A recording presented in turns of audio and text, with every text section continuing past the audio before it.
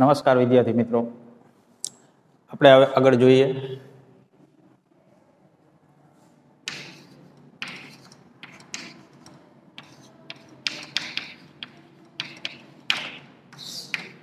વિદ્યુત પ્રવાહ ધારિત તાર હોય એને આપણે ચુંબકીય ક્ષેત્રમાં મૂકીએ તો એના ઉપર કેટલું બળ લાગે એનું સમીકરણ આપણે તારવું છે.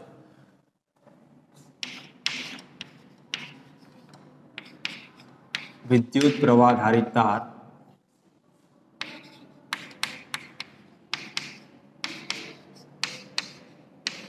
ને ચુંબકીય ક્ષેત્રમાં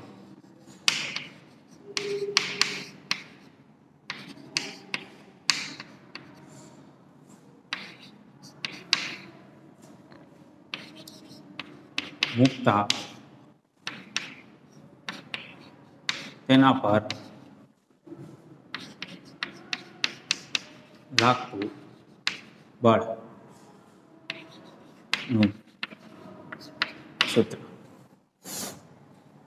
કોઈ એક આપણે તાર લઈએ, એના કોઈ એક ચુંબકીય ક્ષેત્ર પસંદ કરીએ અને એના ઉપર કેટલું બળ લાગે છે એનું સૂત્ર આપણે તારવીએ. તો આપણે એક તાર પસંદ કરીએ L લંબાઈનો.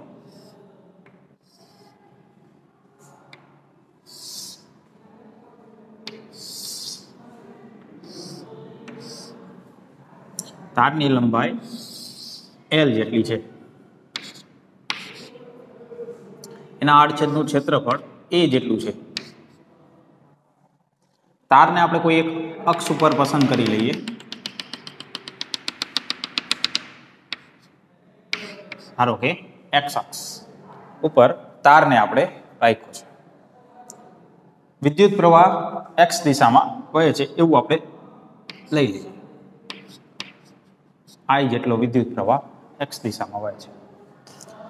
ચુંબકીય ક્ષેત્ર પસંદ કરીએ આપણે એને લંબ આ રીતે, બરાબર. ધારો કે આ Y અક્ષ છે, આ દિશામાં B જેટલું ચુંબકીય ક્ષેત્ર છે અને આ રીતે ધારો કે Z અક્ષ છે, બરાબર. આ રીતે આપણે પસંદ કરી લઈએ તો આ તારને ચુંબકીય ક્ષેત્ર આ રીતે છે સમાન પ્રકારનું Y દિશામાં. X દિશામાં તાર રહેલો છે તો એના ઉપર કેટલું બળ લાગે છે એ આપણે તારવું છે. તો આપણે આગળ એક સમીકરણ તાર્યું હતું કે એક ઇલેક્ટ્રોન પર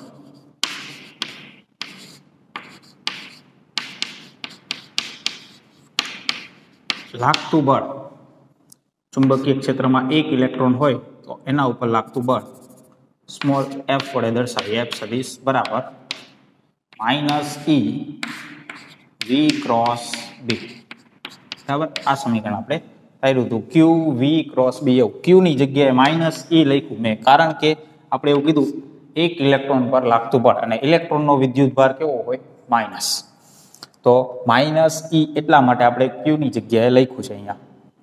તો એક ઇલેક્ટ્રોન ઉપર આટલું બળ લાગે છે. આ સમીકરણ આપણે આગળ તારવી ગયા છે, બરાબર. તો આની અંદર તો ઘણા બધા ઇલેક્ટ્રોન હશે તારમાં, બરાબર. ઘણા બધા ઇલેક્ટ્રોન આ રીતે ગતિ કરતા હશે. ઇલેક્ટ્રોનની જે ગતિ થાય છે એને જ આપણે શું કહીએ છીએ? વિદ્યુત પ્રવાહ. તો એક ઇલેક્ટ્રોન પર આટલું બળ લાગશે. આની અંદર રહેલો કોઈ એક ઇલેક્ટ્રોન આપણે પસંદ કરી લઈએ તારની અંદર તો એના ઉપર આટલું બળ લાગશે. પરંતુ આપણે શું ખરેખર ગણવાનું થયું? આખા તાર પર લાગતું બળ ગણવું હોય તો બધા ઇલેક્ટ્રોન ઉપર કેટલું બળ લાગશે એ ગણવાનું થયું. તો જો બધા ઇલેક્ટ્રોન ઉપર કેટલું બળ લાગે છે આપણે ગણવું હોય તો આપણે ઇલેક્ટ્રોન કેટલા છે એ ગણવાનું થયું, કારણ કે એક ઇલેક્ટ્રોન ઉપર કેટલું બળ લાગે છે એ આપણને ખબર છે, બરાબર. અને આપણે અહીંયા એવું ધારી લીધું છે કે તાર જે છે એ સમાન ચુંબકીય ક્ષેત્રમાં છે, એટલે કે બધી જગ્યાએ ચુંબકીય ક્ષેત્ર એક સરખું છે એવું આપણે અહીંયા ધારી લીધું છે, બરાબર. તો એક ઇલેક્ટ્રોન ઉપર લાગતું બળ છે આપણી પાસે, તો બધા ઇલેક્ટ્રોન ઉપર લાગતું બળ કેવું હશે? એક સરખું હશે, કારણ કે ચુંબકીય ક્ષેત્ર એક સરખું છે. અને અહીંયા આપણે ઇલેક્ટ્રોનની સંખ્યા ગણવાની બાકી રહી.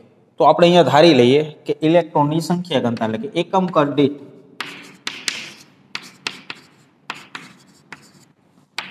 ઇલેક્ટ્રોનની સંખ્યા, જેને આપણે સંખ્યા ગણતા પણ કહીએ, સ્મોલ n છે, એકમ કદમાં n જેટલી સંખ્યા છે. તો અહીંયા ટોટલ સંખ્યા કેટલી થાય આખા તારની અંદર ઇલેક્ટ્રોનની કુલ સંખ્યા, તારનું કદ કેટલું થશે, તારનું કદ તો કે અહીંયા આપણે લંબાઈ ધારી છે L જેટલી, આડછેદનું ક્ષેત્રફળ ધાર્યું છે E જેટલું, તો કદ થશે A × L જેટલું, બરાબર, આડછેદનું ક્ષેત્રફળ ગુણ્યા લંબાઈ એટલે તારનું કદ થશે. એકમ કદમાં જો n સંખ્યા હોય તો AL જેટલા કદ એટલે કે તારનું આખું કદ છે એમાં કેટલી સંખ્યા થાય, તો કે તારમાં કુલ ઇલેક્ટ્રોનની સંખ્યા જેને આપણે કેપિટલ N કહીએ તો n બરાબર કેટલું થશે, સ્મોલ n A × n આટલું થશે. તો એક ઇલેક્ટ્રોન ઉપર જો આટલું બળ લાગતું હોય તો બધા ઇલેક્ટ્રોન પર એટલે કે આખા તાર પર લાગતું બળ કેટલું થશે,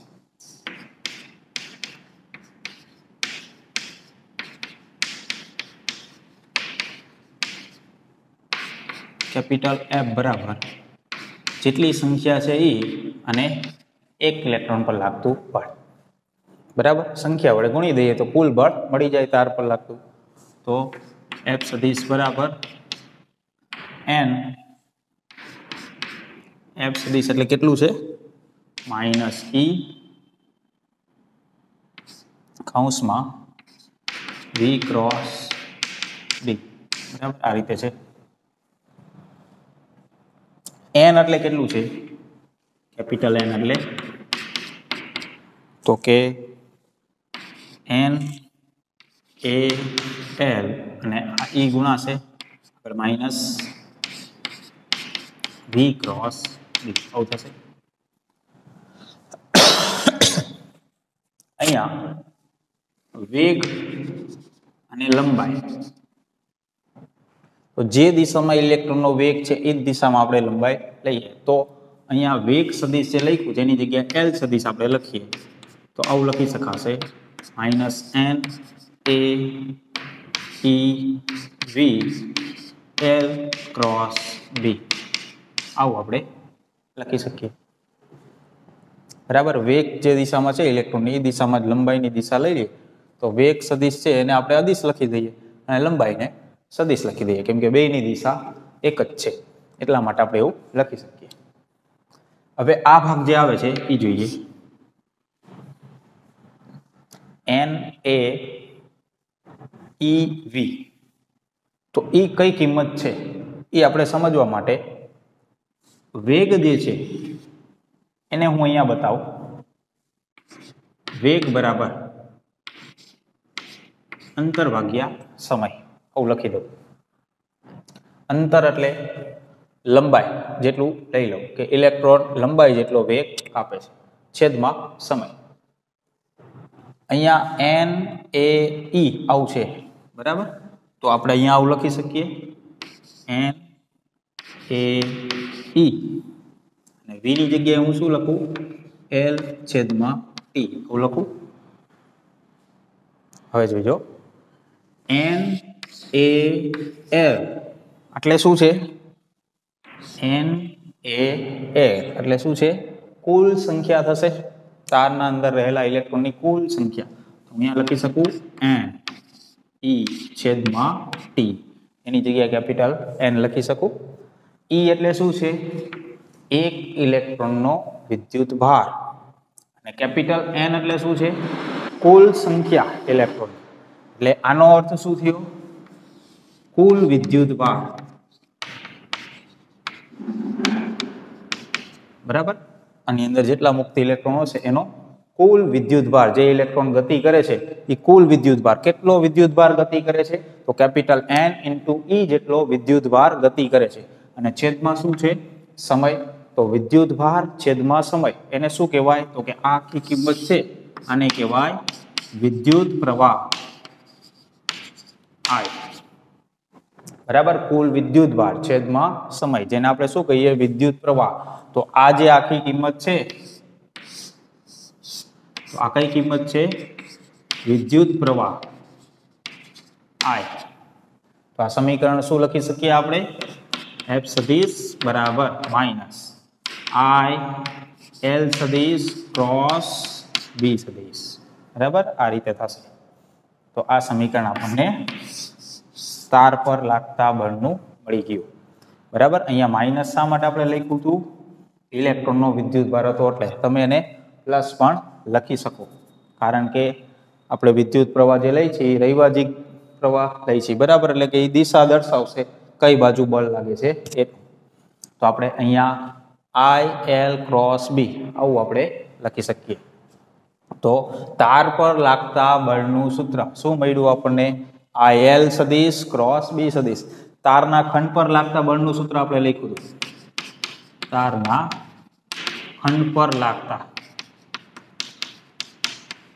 બળનું સૂત્ર શું હતું? ડીએલ જેટલો ખંડ હોય, ડીએલ જેટલી લંબાઈનું, તો ડી એફ સદિશ બરાબર આઈ ડીએલ સદિશ ક્રોસ બી આવું આપણે લખ્યું હતું. તેના જેવું જ થયું. ડીએલ લંબાઈ હોય તો આટલું બળ લાગે, તો એલ લંબાઈ હોય તો આટલું બળ લાગે. અહીંયા આપણે બી ને સમાન પ્રકારનું લીધું છે એટલા માટે. જો અલગ અલગ જગ્યાએ ચુંબકીય ક્ષેત્ર અલગ અલગ હોત તો આપણે આવી રીતે લખી શકીએ નહીં, બરાબર. આનો મતલબ એવો થયો કે આનો સરવાળો કરતો જવાનો, ડીએલ લંબાઈનો, એની જગ્યાએ ટોટલ લંબાઈ આવી જાય. તો એ જ થયો આનો અર્થ, બરાબર. બીજું અહીંયા આપણે ક્રોસ ગુણાકાર આવે છે, મૂલ્ય લખીએ તો સાઇન થીટા આવશે, બરાબર. તો અલગ અલગ કિસ્સા વિચારી શકીએ આપણે અહીંયા, કે ધારો કે ફક્ત મૂલ્ય લખવું હોય તો એફ બરાબર આપણે શું લખી શકીએ? I L B sine theta આવું થશે. તો અહીંયા થીટા છે કે એના વચ્ચેનો ખૂણો આવશે? તો કે બી અને એલ.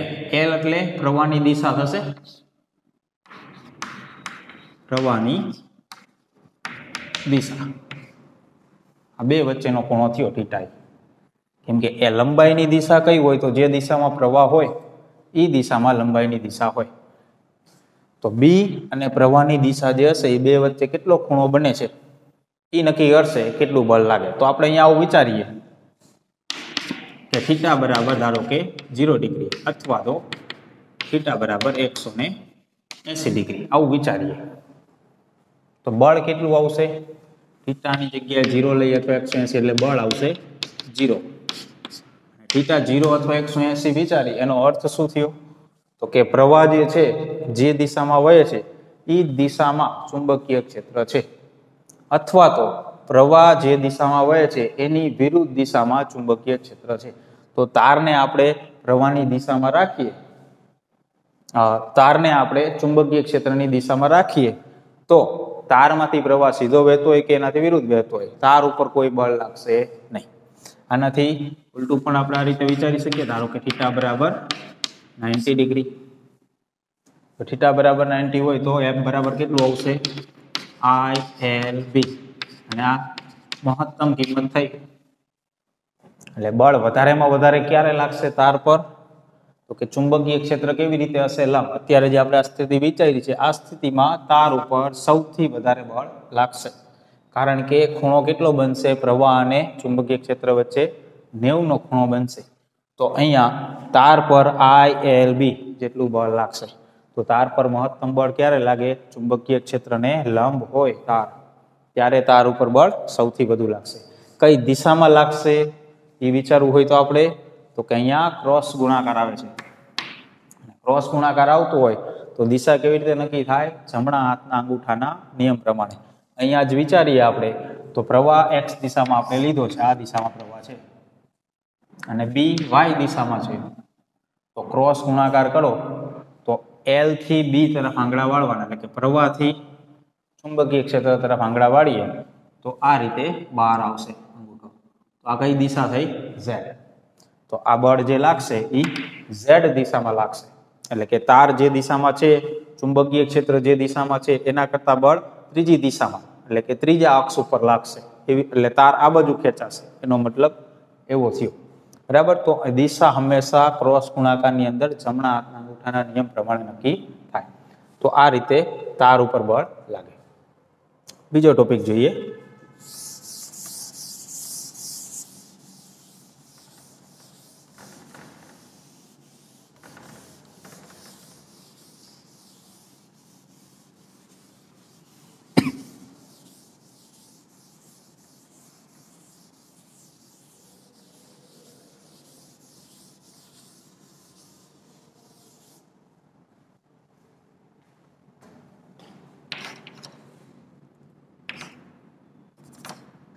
ક્યુ જેટલો વિદ્યુત ભાર બી જેટલા ચુંબકીય ક્ષેત્રને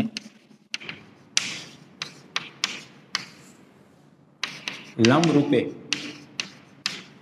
વી વેગથી ગતિ કરે તો કેવા સમીકરણો મળે, અથવા તો બીજી ભાષામાં કહું તો સાયક્લોટ્રોનનો સિદ્ધાંત.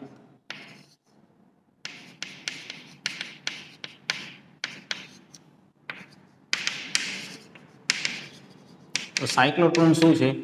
એ એક પ્રકારનું સાધન છે સાયક્લોટ્રોન, જે કણને ખૂબ જ પ્રવેગિત કરે, ખૂબ જ ગતિમાં લાવે. કોઈ કણને કોઈ પણ જગ્યાએ આપણે મારો ચલાવવો હોય સૂક્ષ્મ કણનો, ધારો કે ન્યુક્લિયસને તોડવું છે, તો ન્યુક્લિયસ અતિ સૂક્ષ્મ છે, એના ઉપર સૂક્ષ્મ કણને ખૂબ જ ઝડપથી આપણે એની સાથે અથડાશું તો જ એ તૂટે.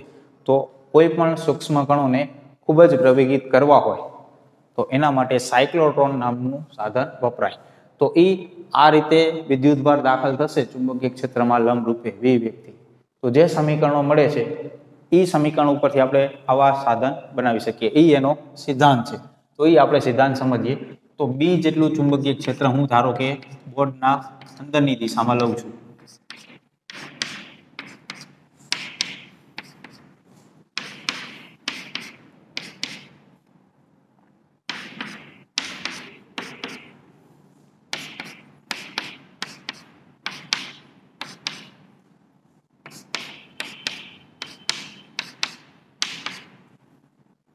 તો બી જેટલું ચુંબકીય ક્ષેત્ર છે જે બોર્ડની અંદરની દિશામાં છે.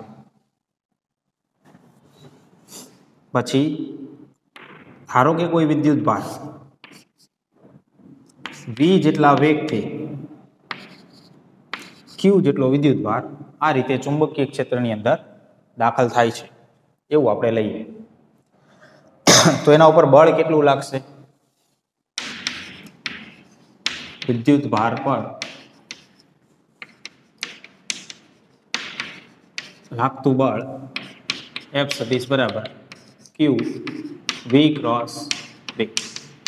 બરાબર, આટલું બળ લાગશે. કઈ દિશામાં લાગશે હવે એ જોવાનું છે.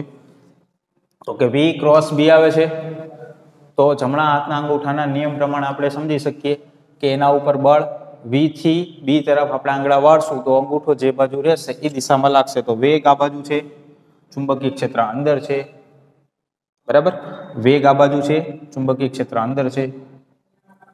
તો આ રીતે આમ થશે, વેગ આ બાજુ, ચુંબકીય ક્ષેત્ર આ રીતે અંદર. તો બી થી બી તરફ આંગળા વાળીએ. બરાબર, વેગ આ બાજુ છે, ચુંબકીય ક્ષેત્ર અંદર છે. તો વી થી બી તરફ આંગળા વાળીએ, અંગૂઠો ક્યાં રહેશે? ઉપર. બરાબર, તો બળ કઈ રીતે લાગ્યું? આ રીતે લાગ્યું, ઉપરની તરફ આ રીતે બળ લાગ્યું. બરાબર, તો હવે સ્વાભાવિક છે કે કોઈ વસ્તુ આ રીતે ગતિ કરતી હોય અને એના ઉપર બળ ઉપરની તરફ લાગે તો શું થાય? એ જે કણ ગતિ કરે છે એનો વેગ ની દિશા જે છે એ બદલી જશે. કઈ બાજુ જશે? જે બાજુ બળ લાગશે એ બાજુ બદલશે. એટલે કે કણ જાય છે ખરેખર આ બાજુ, પણ જશે થોડોક આ રીતે, આમ ત્રાસો આવી રીતે જશે, આ રીતે ગતિ કરશે.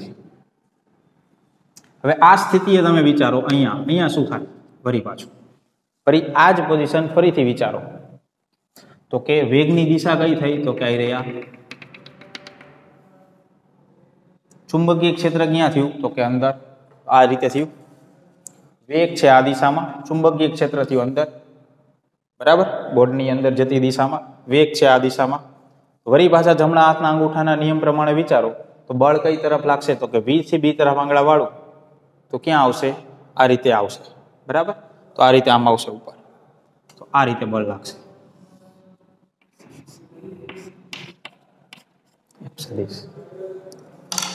ફરી પાછું તમે વિચારો કે કણ આ દિશામાં ગતિ કરતો હોય અને બળ આમ લાગે તો શું થાય? વળી તેને ગતિમાર્ગ વળી પાછો બદલાશે. આ રીતે કણ જતો હતો અને બળ આમ લાગ્યું, વળી પાછો એ જે બાજુ બળ લાગશે એ બાજુ વળશે, એટલે કે વળી પાછો એ આમ ગતિ કરશે. ફરી અહીંયા વિચારો શું થશે? સેમ આ સ્થિતિ જ ઊભી થશે. વળી પાછી એ જાય છે ખરેખર આ દિશામાં, બળ લાગશે હવે કઈ બાજુ? આ જ રીતે વિચારશું તો ચુંબકીય ક્ષેત્ર ક્યાં છે? અંદર જતી દિશામાં. વેગ કઈ બાજુ છે? આ રીતે ઉપર. તો હવે V થી B તરફ આંગળા વાળો, અંગૂઠો ક્યાં રહેશે? આ બાજુ. બરાબર, અંગૂઠો આ બાજુ રહેશે એટલે કે આ બાજુ પર લાગ્યું F જેટલું. વળી પાછું બળ આ બાજુ લાગશે એટલે શું થશે? એની ગતિ બદલાશે. એટલે વળી એનો વેગ જે આ બાજુ હતો એની જગ્યાએ થોડોક હજી આમ થશે. તો સતત બળ કઈ બાજુ લાગતું જશે? અંદર જ લાગતું જશે આ રીતે. બરાબર, જેમ હમણાં આપણે જોયું આ 3 કિસ્સામાં જોયું એ રીતે દરેક વખતે બળ એ રીતે લાગતું જશે એટલે એની ગતિ જે છે આવી રીતે જ થશે. આમ તો સતત બળ અંદર લાગતું જશે તેનો ગતિમાર્ગ કેવો થઈ જશે? આ રીતે આમ વિચારતા જાવ તમે, એનો ગતિમાર્ગ જે છે એ આ રીતે આમ થઈ જશે, કેમ કે દર વખતે બળ આવી રીતે આમ લાગતું જશે કેન્દ્ર તરફ. તો આ સૂત્ર મુજબ આપણે વિચારીએ કે કણ ખરેખર જ્યારે દાખલ થયો ત્યારે તો સીધી ગતિ કરતો હતો, ચુંબકીય ક્ષેત્રમાં જેવો દાખલ થશે એટલે તરત જ એની ગતિ કેવી થઈ જશે? વર્તુળાકાર થઈ જશે. બરાબર, એટલે આ જે બળ લાગે છે એ કેન્દ્ર તરફ લાગશે દર વખતે. દર વખતે કેન્દ્ર તરફ ગતિ કરે એટલે કે આપણે એવું કહી શકીએ કે કોઈ વિદ્યુત ભાર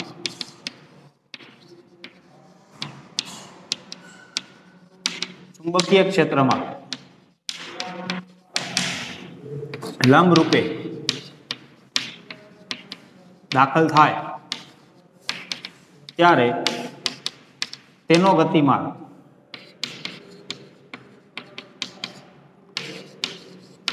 વર્તુળાકાર થશે.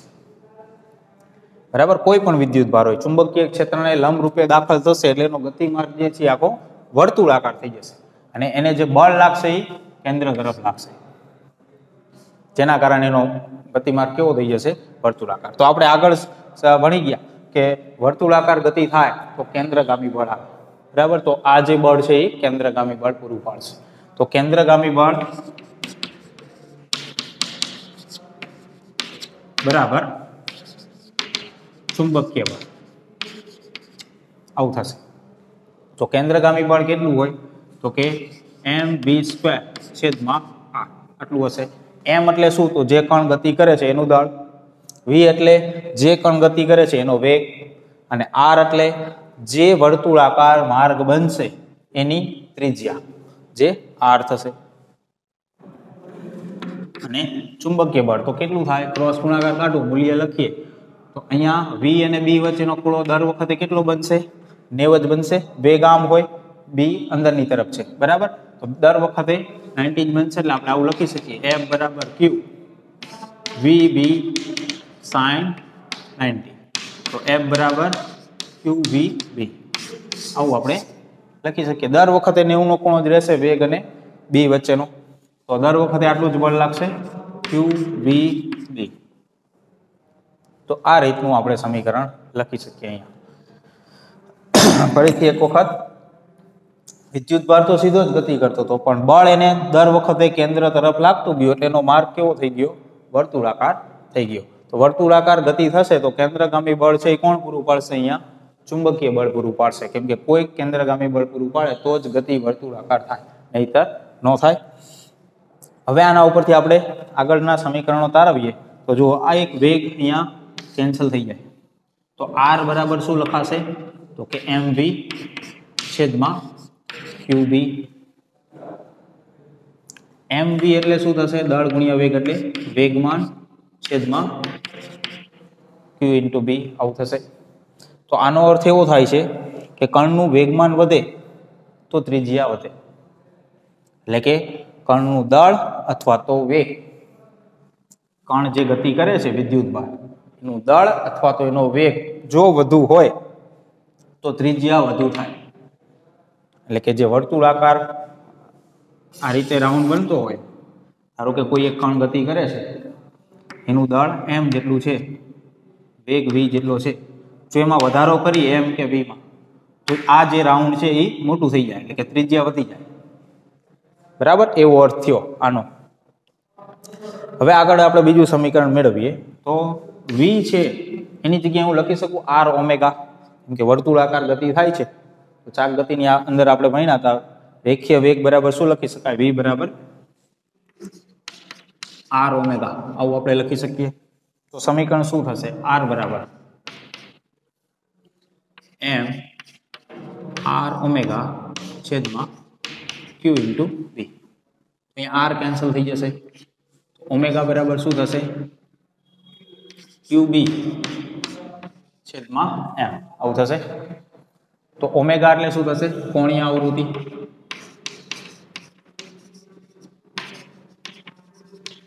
તો ઓમેગાની જગ્યાએ આપણે શું લખી શકીએ? 2 પાઈ એફ. તો એફ શું થશે? આવૃત્તિ. તો આપણે એની જગ્યાએ કિંમત લખીએ તો આવું લખી શકાય 2 પાઈ એફ બરાબર ક્યુ બી છેદમાં એમ આવું થશે. તો એફ બરાબર શું લખાશે? ક્યુ બી છેદમાં 2 પાઈ એમ આવું લખી શકાય. તો આવૃત્તિ આ રીતે લખાશે. આવર્તકાળ લખવો હોય તો કઈ રીતે લખી શકાય? તો ટી બરાબર આવર્તકાળ એટલે શું થાય? આનું વ્યસ્ત એટલે કે 2 પાઈ એમ છેદમાં ક્યુ ઇન્ટુ બી. તો આવર્તકાળ આ રીતે લખી શકાય. કોણીય આવૃત્તિનું સૂત્ર આ થશે, ત્રિજ્યાનું સૂત્ર આ થશે. તો ઘણા બધા સમીકરણો આપણને મળ્યા. વર્તુળાકાર ગતિ થશે તો ત્રિજ્યાનું સમીકરણ મળ્યું, કોણીય આવૃત્તિનું સમીકરણ મળ્યું, આવૃત્તિનું સમીકરણ મળ્યું, આવર્તકાળનું સમીકરણ મળ્યું. તો ઘણા બધા આપણે વર્તુળાકાર માર્ગે ગતિ થતા હોય તો એની અંદર આપણે આવા સમીકરણો તારવી શકીએ. હવે આ દરેકનો આપણે અર્થ સમજીએ શું થાય. ત્રિજ્યાનો અર્થ તો આપણે સમજ્યા કે દળ કે વેગ વધશે તો વર્તુળાકાર માર્ગ છે એ વધી જશે, ત્રિજ્યા વધી જશે. આવૃત્તિનો અર્થ સમજીએ અથવા કોણીય આવૃત્તિ અથવા આવૃત્તિ. આવૃત્તિનો અર્થ શું થાય? આવૃત્તિ આપણે કોને કહીએ? તો કે એકમ સમયની અંદર કેટલા ભ્રમણ થાય છે એની સંખ્યા. તો તમે એના સમીકરણની અંદર જુઓ તો જુઓ દળ તો આવે છે પણ વેગ નથી આની અંદર. આ સમીકરણની અંદર વેગ નથી. તો એનો અર્થ શું થાય? એકમ સમયમાં જે ભ્રમણ થાય છે, ધારો કે હું એમ કહું 1 સેકન્ડની અંદર 10 ભ્રમણ થાય છે. ધારો કે કણનો વેગ આપણે વધારી દઈએ એટલે કે વેગ વધશે તો એનાથી શું થશે? ત્રિજ્યા વધી જશે. તો ધારો કે આપણે વેગ વધારશું, આ એક વર્તુળાકાર પથ છે, આ રીતે ગતિ થાય છે. 1 સેકન્ડની અંદર 1 સેકન્ડની અંદર ધારો કે 10 ભ્રમણ થાય છે. આ રીતની આવૃત્તિ છે. વેગ વધારી દઈશું એટલે વર્તુળાકાર માર્ગ છે એ વધી જશે. ધારો કે આ રીતે વધી ગયું, કેમ કે ત્રિજ્યા વધશે, વેગ વધશે એટલે ત્રિજ્યા વધી જશે. પણ જે ભ્રમણની સંખ્યા છે એ તો 1 સેકન્ડમાં 10 જ રહેશે, કેમ કે એમાં તો વેગ છે જ નહીં. વેગ વધે કે ઘટે એની સાથે આવૃત્તિને કોઈ ફરક પડે નહીં, એટલે કે ભ્રમણમાં કોઈ ફરક ન પડે. પહેલા 10 ભ્રમણ થતા હતા તો પછી 10 જ ભ્રમણ થશે 1 સેકન્ડમાં, ભલે ત્રિજ્યા વધી ગઈ છતાંય. તો આ સિદ્ધાંત જે છે, આ સિદ્ધાંત ઉપર સાયક્લોટ્રોન કાર્ય કરે. વેગ તમે વધારો છતાંય કણ જે છે એના ભ્રમણની સંખ્યામાં કોઈ ફરક પડતો નથી. આ સિદ્ધાંત ઉપર સાયક્લોટ્રોન કાર્ય કરે છે, બરાબર. અને આ જે આવૃત્તિ છે એને સાયક્લોટ્રોનની આવૃત્તિ પણ આપણે કહી શકીએ.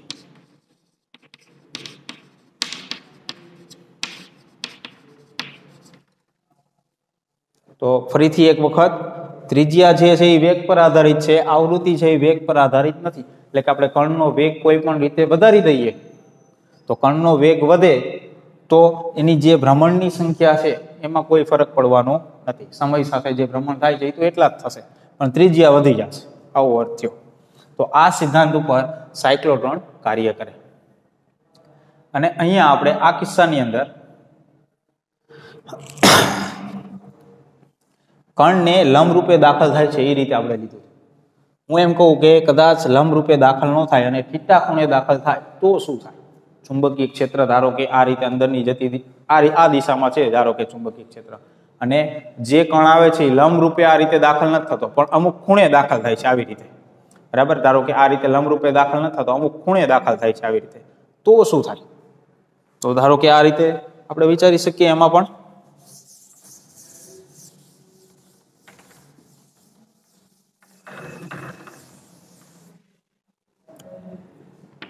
ધારો કે ચુંબકીય ક્ષેત્ર આ રીતે છે અને કણ ધારો કે આ રીતે દાખલ થાય છે, v જેટલા વેગથી થીટા ખૂણે આ રીતે દાખલ થાય છે. તો એના બે ઘટક વાળી દઈએ તો એક વેગનો cos θ એક ભાગ એવો આવશે, એક ભાગ આવશે v sin θ, આવું થશે. તો v cos θ જે છે એ અને v sin θ છે આ બે હવે આપણે વિચારીએ તો કેવું થયું. આપણે અહીંયા આ સમીકરણનો ઉપયોગ કરીએ અને વિચારીએ કે વેગ જે છે એ ચુંબકીય ક્ષેત્રની દિશામાં હોય તો કોઈ બળ લાગવાનું નથી. કેમ? તો કે F બરાબર શું લખી શકીએ આપણે એમાં? અહીંયા લખીએ આપણે F બરાબર Q VB sin θ, આવું આપણે લખીએ. બરાબર. તો વેગ જે છે એ ચુંબકીય ક્ષેત્ર આ બે વચ્ચેનો ખૂણો કેટલો? તો કે આ બે માટે વિચારીએ ખૂણો કેટલો થયો? 0. અને આ બે માટે વિચારીએ તો ખૂણો કેટલો થયો? 90. તો જુઓ બળ ક્યારે કેના કારણે લાગશે? તો કે આના કારણે તો લાગશે નહીં, cos θ ના ઘટકના કારણે, પણ આ ઘટકના કારણે લાગશે. પણ એ કેવી રીતે થયું? લંબરૂપે થયું. તો લંબરૂપે થયું તો માર્ગ કેવો થઈ ગયો? વર્તુળાકાર. બરાબર. આના કારણે બળ લાગશે આ ઘટકના કારણે, તો એના કારણે માર્ગ કેવો થઈ ગયો? વર્તુળાકાર. જે હમણાં જ આપણે સમજ્યા કે વેગ જો લંબરૂપે હોય ચુંબકીય ક્ષેત્રને તો એનો માર્ગ કેવો થઈ જાય? વર્તુળાકાર. આના કારણે કોઈ બળ લાગવાનું નથી. પણ બળ નહીં લાગે પણ વેગ તો છે જ આ દિશામાં. બરાબર. જે ઉપરનો ઘટક હતો એના કારણે જે બળ લાગ્યું એના કારણે માર્ગ કેવો થઈ ગયો? તો કે વર્તુળાકાર. પણ વેગ તો હજી આ બાજુ છે જ, ભલે બળ નથી લાગ્યું પણ વેગ તો છે જ એ બાજુ. તો વર્તુળાકાર માર્ગ જે છે એને વેગ આ બાજુ મળે તો એ ગતિ કેવી રીતે થાય? તો કે આપણે આવું વિચારી શકીએ આ રીતે ફરતો જશે અને આગળ વધતો જશે. આ રીતે x દિશામાં આગળ વધતો જશે અને y દિશામાં વર્તુળાકાર ગતિ કરતો જશે. એટલે કે ખરેખર ગતિ માર્ગ જો એનું મારે બતાવો તો હું આવું બતાવી શકું. આવી રીતે ગતિ થશે, આવી રીતે કણ આગળ વધશે. તો એનું કારણ સરખી રીતે સમજ્યા તમે? તો કે v sin θ જે ઘટક છે વેગનો લંબ રૂપેનો ઘટક એ કઈ ગતિ કરાવશે? એ વર્તુળાકાર ગતિ કરાવશે. અને v cos θ ઘટક છે એ કઈ ગતિ કરાવશે? એ આગળ લઈ જશે. તો વર્તુળાકાર ગતિ થશે અને આગળ જશે. એટલે કે ખરેખર એનો માર્ગ આવી રીતે થતો જશે. અને આવો આકાર જેને કહેવાય હેલિકલ પથ, એવું થયું. બરાબર. આ રીતે ફરતો છે. આપણે જે રીતે આપણે આગળ આવી રચના ભણી ગયા કે આવી રીતની રિંગ હોય એને આપણે શું કીધું હતું? સોલેનોઇડ. બરાબર. સોલેનોઇડ કહેવાય. એના જેવો આકાર થશે કણનો. કણ આવી રીતે ગતિ કરતો જશે, આગળ જતો જશે. અને વર્તુળાકાર ગતિ કરે.